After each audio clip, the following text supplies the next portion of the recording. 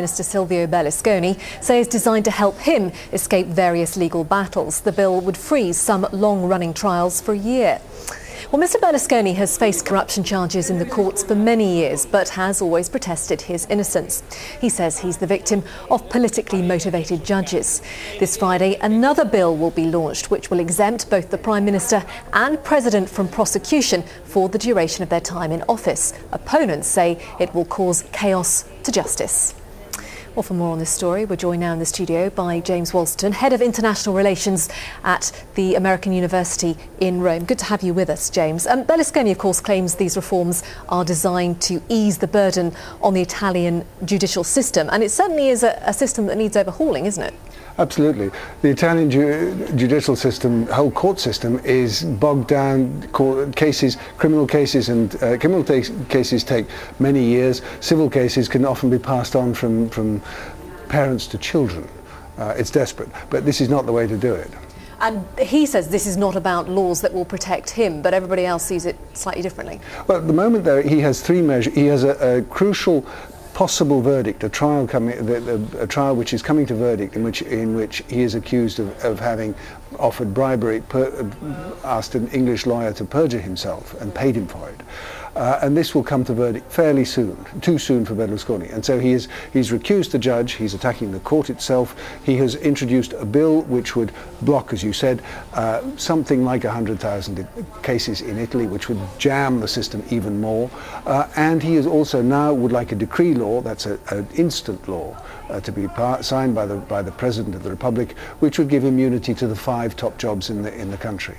He tried to do that once before, didn't he? And that got overturned. Right. He did that when he was just about to be President of the European Union in 2003. They passed the decree law again, so it was instant, and it happened after the end of his term as President of the EU in the beginning of 2004, the Constitutional Court turned it over. So what they're trying to do is to come up with a foolproof decree law which the Constitutional Court will find acceptable. Clearly the opposition are not happy with these planned reforms, but there doesn't seem to be a general sense of concern among ordinary Italians. You'd think they'd be all out in protest at these plans. Right. We have had Italy has had now Berlusconi as a major figure since 1994, and in a sense they got used to the idea that the richest man in the country has also political power. He's had political power for 7 years almost. Media power. And massive media power, of course. And he is able to use the political system in order to protect himself. He's done this before. He's changed laws in order to protect himself. The 2001 to 2006 term was very clearly in this aim.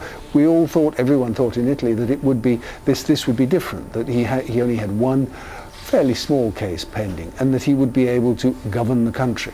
But he has, over the last 2 weeks, he's become extremely hot under the collar, and his statements have been quite brutal, and the pictures of him getting very angry with journalists, with people who are trying to put him on the spot, and accusing the judges of being subversive, accusing them of infiltrating the system just in order to get him.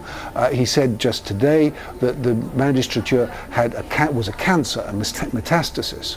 And this is very, very strong language coming from the head of a government of a European democracy. Extraordinary times yet again in Italy. James Walston, good to get your thoughts. Many thanks.